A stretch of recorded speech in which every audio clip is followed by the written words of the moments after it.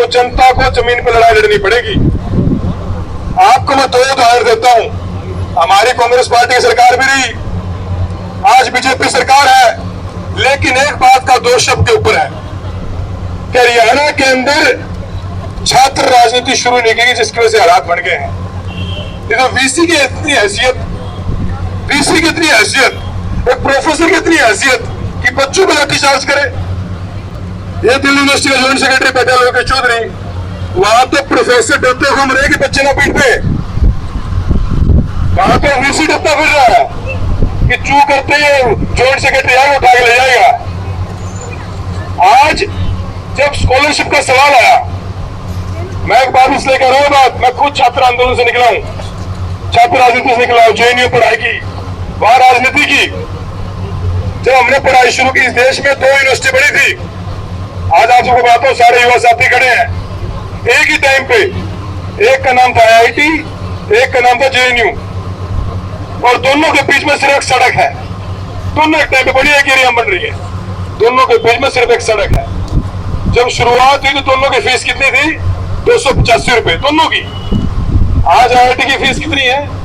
लाखों रुपए। जेएनयू की फीस कितनी है? 200 रुपए। इन्हें फर्क क्या रह गया? क्योंकि जेएनयू में छात्रों ने राजनीति को जिंदा रखा, इसलिए वहां पे 285 रुपए। लोग ये कहेंगे आके, मुझे पता है आप भी डरोगे कई बातों से, लोग को राजनीति नहीं करनी, राजनीति नहीं करनी, राजनीति नहीं करनी। भाइयों, राजनीति करो, यो तो राजनीति करनी है, पर क्यों नहीं करनी? आज हरियाणा की राजनीति ने आपको यहां खड़ा कर दिया एक नारायण कृषि दे के कंबोज नाम का।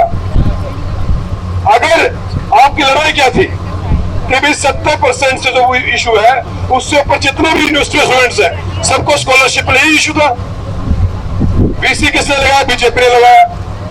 इन्होंने क्या किया? सिर्फ 25% छात्रों को हम स्कॉलरशिप देंगे, ये तो फैसला था। आप लड़ाई क्या लड़ रहे हो? आप लड़ाई लड़ रहे हो सबको स्कॉलरशिप मिले, तो 70% जिनके ऊपर आ जाए सबके आ जाए, चाहे 100 के से बच्चों के आ जाए। तो आज पहली बात तो ये, आप लोग सिर्फ अपनी लड़ाई नहीं लड़ रहे हो, आपके इस धरने ने पूरे हरियाणा को उम्मीद दी है, पूरे हरियाणा के छात्रों को उम्मीद दी है कि हरियाणा में लड़ाई को लड़ा जा सकता है। और मैं बार बार एक बात कहता हूं, जब सरकार आपकी फीस तय करती है, सरकार यह तय करती किस टाइम पे सोना यूनिवर्सिटी में, किस टाइम पे फड़ा यूनिवर्सिटी में, किस टाइम पे छोरी हॉस्टल में जाएंगी, किस टाइम पे बालिग हॉस्टल में जाएंगे, ये सरकार तय करती है ना। तो सरकार आपका खाना पीना शिक्षा हर चीज तय करती है। और एक ही मेरा नारा है, जब इस देश की सरकार, हरियाणा की सरकार आपकी शिक्षा तय करती है, आपका वजीफा तय करती है, तो आप लोग तय करो कि हरियाणा की राजनीति कैसे होगी। आप लोग तय करो बैठ के यहाँ पे, क्योंकि ये लड़ाई तो लड़नी पड़ेगी। इसमें कटघरे में हम भी खड़े हैं, जस्सी भाई बैठे हैं यहाँ पे। भाई छात्र अगर यूनियन होती, यहाँ पे हालात नहीं बनते। मैं तो कह रहा हूँ, आज आप जो लड़ाई लड़ रहे हो, पूरे हरियाणा की लड़ाई लड़ रहे हो, सिर्फ एचओ की लड़ रहे हो। जस्सी भाई ने बड़ी अच्छी बात की कि यहाँ से कई लोग निकले हैं, कई बड़े बड़े नेता निकले हैं। आप भी कृष्ण भाभी के कई नेता निकले यहाँ से, नेहरू साहब ने बताया कई नेता निकले। अब क्यों नहीं निकल रहे?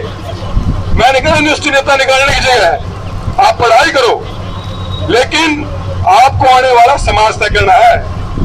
यूनिवर्सिटी का मतलब क्या होता है?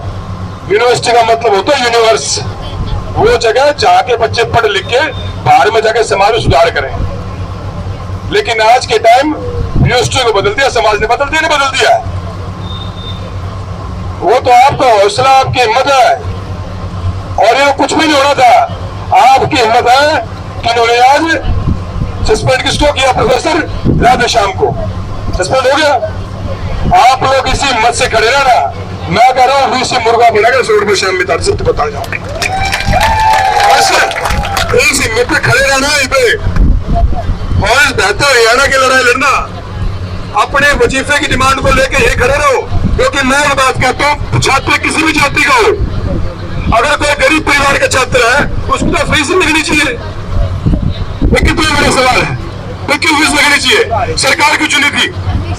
हम सरकार चुनते हैं कि दूसरा देश आक्रमण ना करे, समाज में लोगों ने बना रहे, अच्छी शिक्षा मिले, अच्छी चिकित्सा मिले, ये तो होगा सरकार का। अरे सरकार अच्छी शिक्षा नहीं दे पा रही, किस बात की सरकार?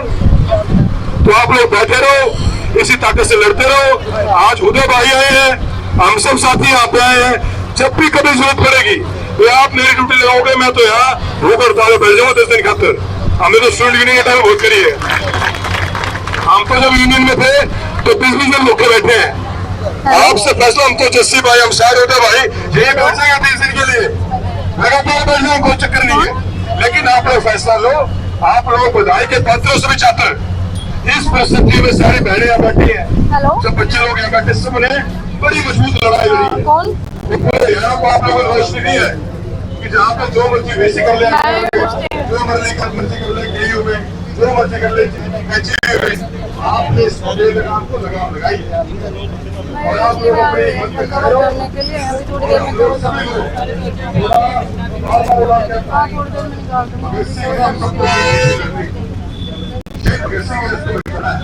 और शेख भगत सिंह की बात करते थे, क्या करते थे?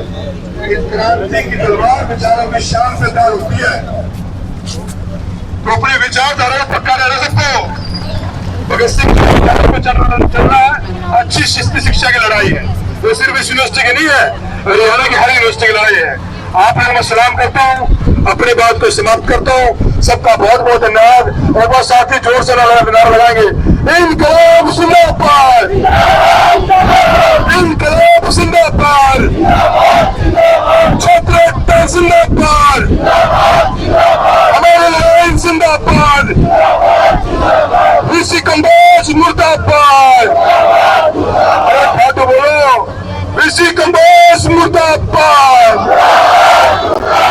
अचल प्रशासन मुर्दाबाद, छात्र एकता जिंदाबाद, हमारी लड़ाई जिंदाबाद। और समाज का हर वर्ग आपके साथ है। ये हमारे उदय भाई यूथ कांग्रेस के राष्ट्रीय अध्यक्ष हैं। आज ये आगे तो समझ लो ये मुद्दा पूरे देश में चला गया है। इनके आने का मतलब ये है, ये मुद्दा दिल्ली से लेकर दक्षिण तक चला गया है। इनके आने का मतलब ये है। तो भाइयों, हमारे बहनों, सभी लोग पूरी मजबूती से लड़ो और आने वाले समय में भी लड़ेंगे। और मैं फिर कह रहा हूँ, लोग कहेंगे कि आपको आगे डराएंगे कि राजनीति मत करो। लोग को कहो कि हम राजनीति करेंगे और अपने हकों की और न्याय की राजनीति करेंगे, मरते दम तक करेंगे। सबका बहुत बहुत धन्यवाद।